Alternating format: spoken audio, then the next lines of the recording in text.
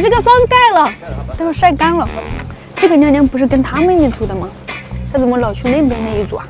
然後剛去的時候，阿姨可能看我是吧，人也比較小，然後都不聽我的。說你們不挖的時候，把它後面那一節蓋一下。他要是不聽我的，我肯定也不能不讓他不聽我的，我就站你旁邊盯着你。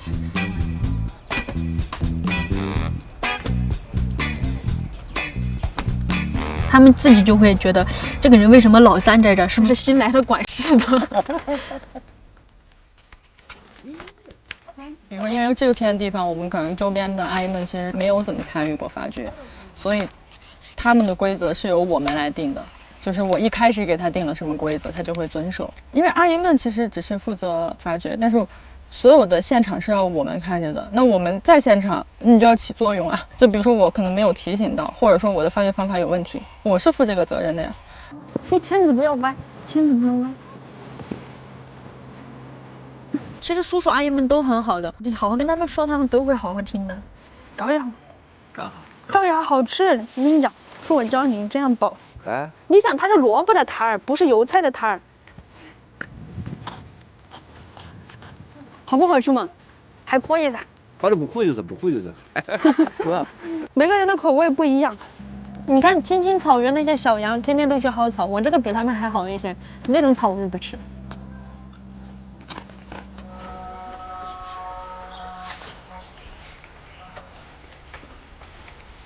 这一只红杏入墙來，給它弄出去。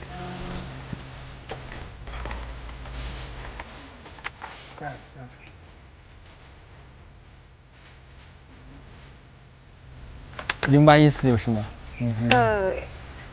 四壁剖面圖，應該是平面圖吧？不平時的剖面圖。寫錯了。